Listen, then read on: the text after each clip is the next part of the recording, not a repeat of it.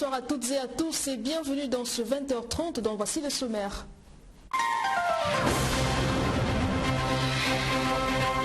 À l'Assemblée nationale, les députés ont adopté ce mardi en séance plénière 2 projets de loi autorisant la ratification de l'accord cadre multitranche pour relancer l'économie dans le pays. Célébration ce 3 décembre de la Journée internationale des personnes vivant avec handicap.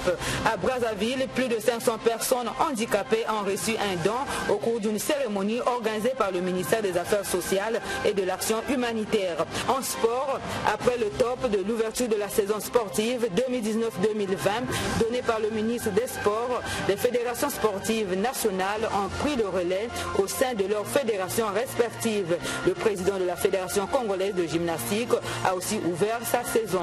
Voilà tout pour le sommaire. Merci de nous choisir pour vous informer, mesdames, messieurs. Dans l'actualité, les handicapés étaient ce mardi à l'honneur au Palais des Congrès à l'occasion de la 27e édition de la Journée internationale des personnes vivant avec handicap. Le gouvernement de la République, par le biais de la ministre des Affaires sociales et de l'Action humanitaire, Antoinette Nzinga-Nzondo, a remis des dons composés des tricycles, béquilles, prothèses auditives, des kits de protection de la peau et des cannes blanches et anglaises à plus de 500 personnes vivant avec handicap ce matin. Les explications de Léonie Toumon.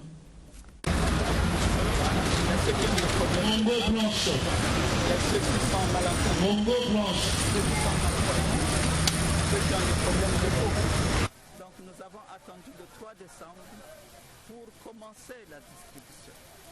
Et là, nous avons dit, nous commençons le 3 décembre 2019, mais au fur et à mesure que les tricycles vont être prêts, parce que c'est le personnel du ministère qui les fabrique. C'est de fabrication congolaise, ces tricycles. C'est le personnel du ministère. Le centre d'appareillage est un centre qui est sous la tutelle du ministère. 200 personnes à mobilité réduite ont reçu des tricycles, 72 personnes des béquilles, 120 des cannes anglaises, 150 déficients visuels ont été dotés des cannes blanches et 6 personnes déficients auditifs ont bénéficié des prothèses auditives. Des personnes sans mélanine, une centaine au total, ont aussi été dotées de kits de protection contre le cancer de la peau. Un échantillon de chaque catégorie a reçu ce qui lui revenait des membres du gouvernement et des représentants des partenaires au développement. Cette dotation se poursuivra sur l'ensemble du territoire national, conformément au plan d'action 2018-2022 du ministère des Affaires sociales qui prévoit distribuer 2000 tricycles aux personnes à mobilité réduite à travers le pays, a souligné Antoinette Nzinga-Nzondo, ministre des Affaires sociales et de l'Action humanitaire. Instituée en 1992 par les Nations Unies, la Journée internationale des personnes vivant avec handicap vise à promouvoir la compréhension des questions de handicap et à mobiliser le soutien pour la dignité, le droit et le bien-être des personnes vivant avec handicap. Cette 27e édition est célébrée sous le thème « Promouvoir la participation et le rôle des personnes handicapées, faire progresser le programme de développement durable à l'horizon 2030.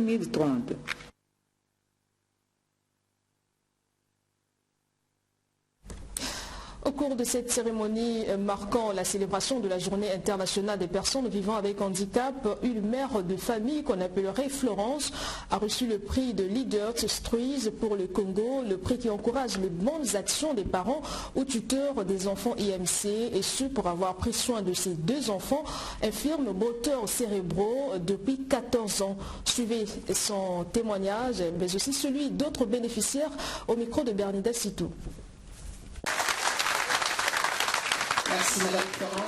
Elle a été récompensée pour ses efforts dans la prise en charge de ses enfants.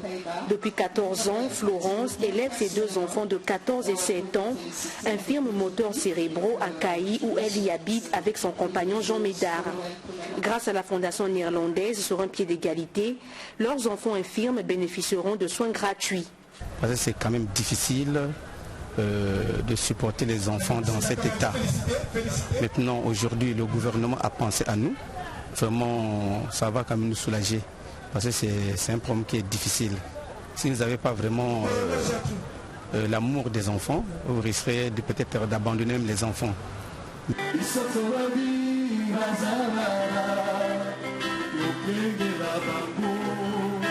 Un enfant est toujours un enfant, qu'ils soient handicapés ou valides. Richard, 12 ans, élève à l'Institut national des aveugles du Congo, est heureux de recevoir sa canne blanche. Je me sens tellement joyeux de ce geste de Madame la ministre des Affaires sociales. Je dis à tous mes amis qui sont handicapés d'aller à l'école, de ne pas avoir de difficultés, de ne pas avoir peur d'aller à l'école et d'étudier et de mettre toute leur confiance dans leurs études et ils vont réussir. En ce 3 décembre, journée internationale des personnes vivant avec handicap, personne n'a été laissé pour compte. On nous sous-estime souvent, les gens disent que les handicapés ne sont pas intelligents. Non, pour moi, on a l'handicap au pied, mais la tête travaille. Tel que moi qui vous parle, je suis informaticien, je suis intellectuel aussi. Et ça veut dire qu'un handicapé a aussi ces capacités-là de faire quelque chose comme les autres valides.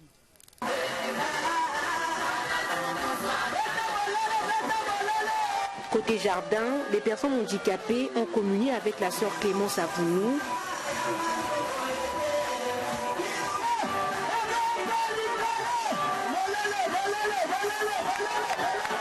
L'orchestre de l'INAC et le célébrissime artiste musicien Zao.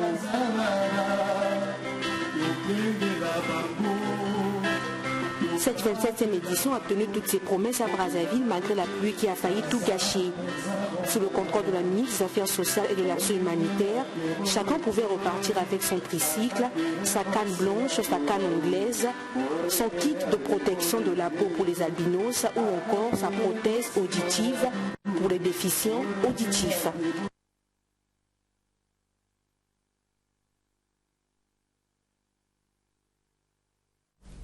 La ministre des Affaires sociales a également promis poursuivre cette action jusqu'à l'intérieur du pays car l'objectif est d'atteindre au moins 2000 personnes.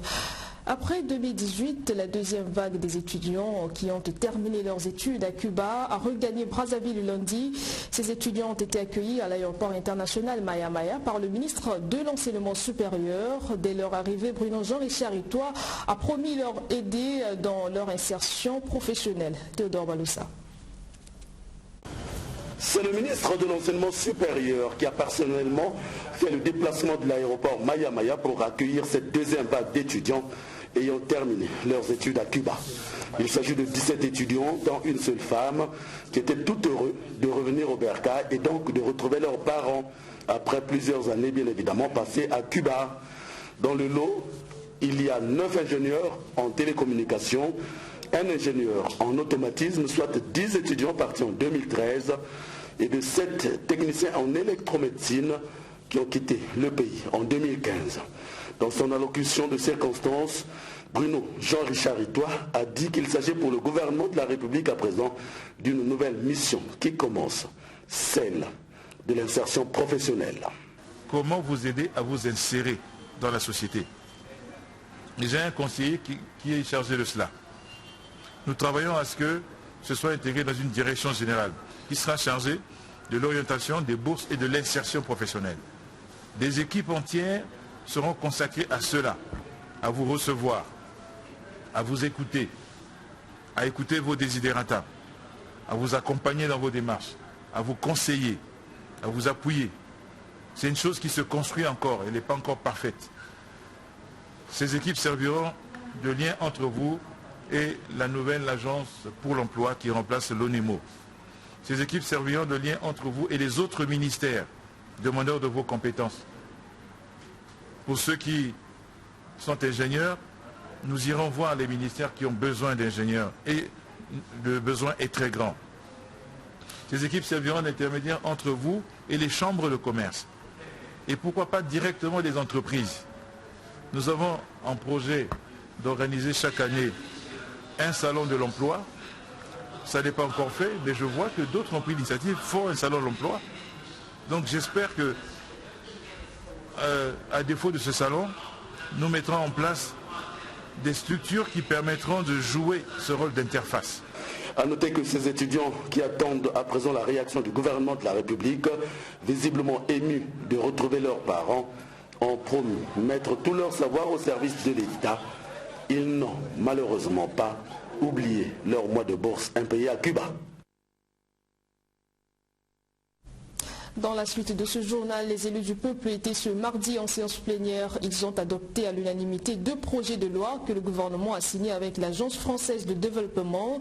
Il s'agit des projets de loi autorisant la ratification de l'accord cadre multitranche pour relancer l'économie.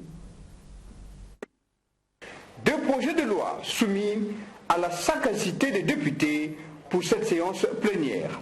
Le projet de loi autorisant la ratification de l'accord cadre multitranche signé entre le gouvernement de la République du Congo et l'Agence française de développement, ainsi que le projet de loi autorisant la ratification du premier accord d'octroi de crédit signé entre le gouvernement de la République du Congo et l'Agence française de développement. S'agissant du premier projet de loi, l'AFD a accordé au gouvernement une enveloppe de 45 millions d'euros, soit près de 30 milliards de francs CFA pour cette année 2019, tandis que le second projet de loi, l'AFD accorde un crédit de 135 millions d'euros qui équivaut à plus de 88 millions de francs CFA. Ces 2 projets de loi ont été votés à l'unanimité après la présentation du rapport par les membres de la commission économie, finances et contrôle de l'exécution du budget. Les travaux de cette plénière ont été présidés par Isidore Mouba, président de la dite chambre. Le gouvernement a été représenté par la ministre du Plan et de la Statistique. Au cours de cette session, les députés ont également été informés d'autres projets venus en cours de session. Il s'agit du projet de loi portant approbation du contrat de partage de production marine 21 signé le 4 mars 2019 entre la République du Congo, la Société nationale des pétroles du Congo et la société Cosmos Énergie Congo. Le projet de loi portant approbation du contrat de partage de production marine 27 signé le 23 juin 2019 entre la République du Congo, la SNPC, la société Perenco Congo, société anonyme, la société Africa Oil and Gas Corporation et la société Petro-Congo, société anonyme. La loi portant approbation du contrat de partage de production marine 28 signé le 23 juin 2019 entre la République du Congo, la SNPC, la société Perenco Congo, société anonyme, et la société Africa Oil et Gas Corporation et la société Petro-Congo, société anonyme. Enfin, le projet de loi portant approbation du contrat de partage de production Sunda signé le 11 juin 2019 entre la République du Congo, la Société nationale des pétroles du Congo et la société Pelfaco Congo Limited.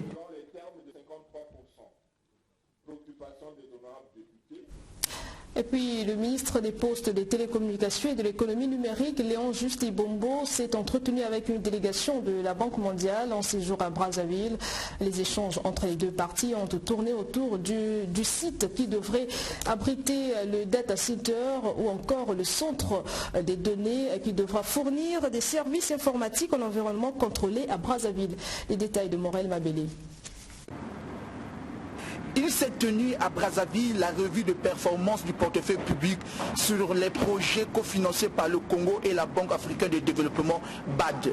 Parmi ces projets, il y a le projet CAB qui est financé à 78% par la BAD et à 22% par l'État congolais. Au cours de cette revue qui a connu la présence du ministre des Postes, des Télécommunications et de l'économie numérique, Léon Juste Ibombo, le coordonnateur national du projet CAB, Yvon Didier Merakanda, a édifié l'assistance sur le travail qui reste à faire pour l'interconnexion en fibre optique entre le Congo, le Cameroun et la RCA. Pendant les 18 premiers mois, il y a eu d'énormes retards sur le traitement des demandes d'avis de non-objection.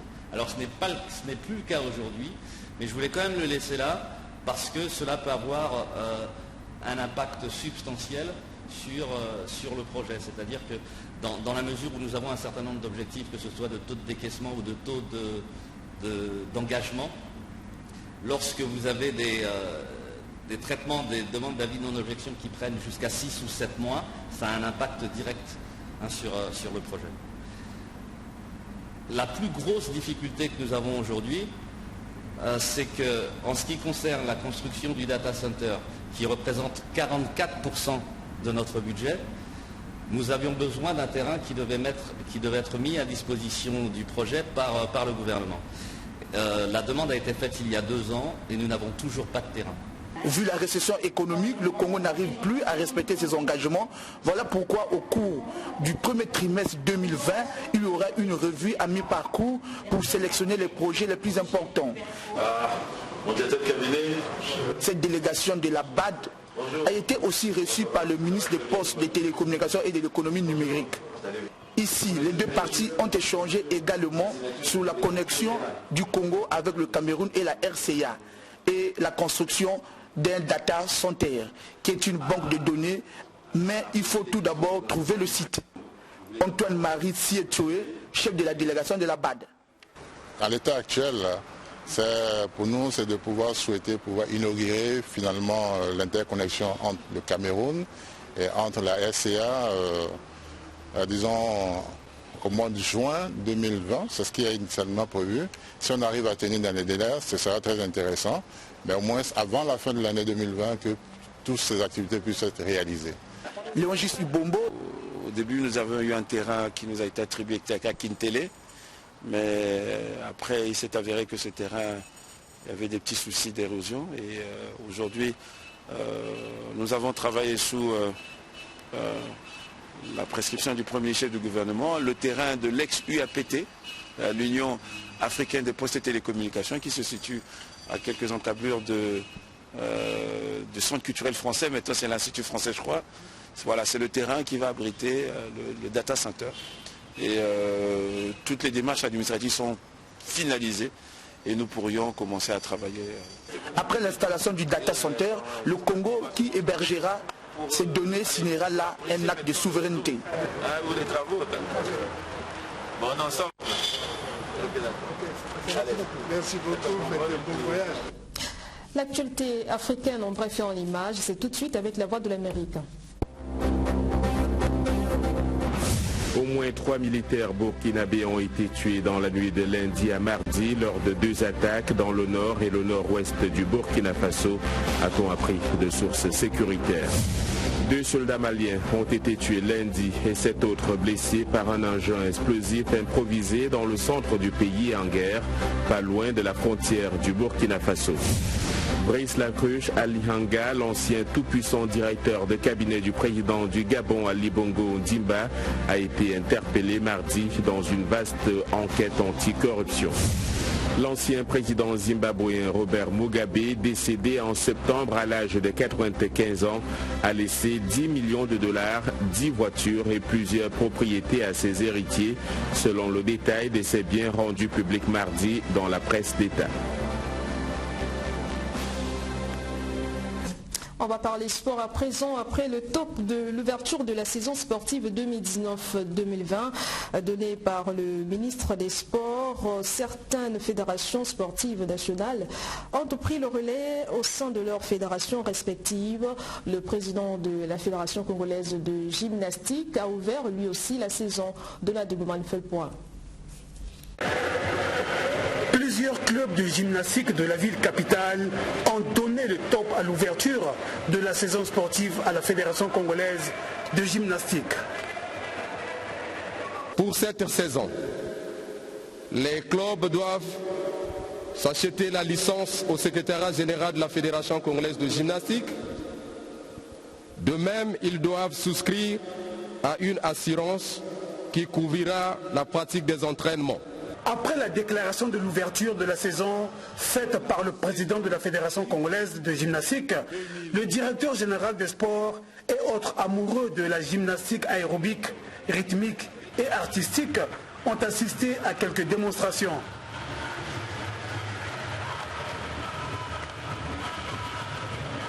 Sur un autre plateau, les plus jeunes n'ont pas dérogé à la règle.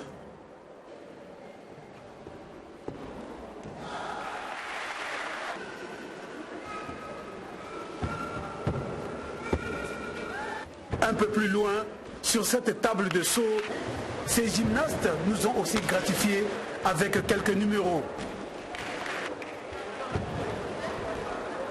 Tout juste après, le président de la Fédération congolaise de gymnastique a donné un point de presse.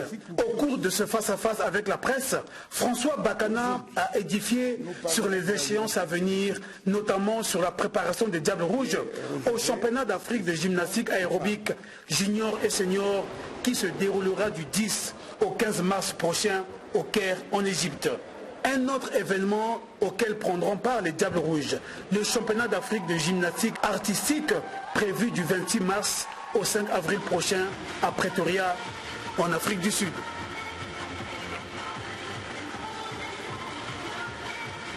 C'était le monde de la de Goma, mais en termes à ce journal, merci à vous de nous avoir suivis. Restez branchés sur la DRTV Internationale. Merci de votre fidélité également.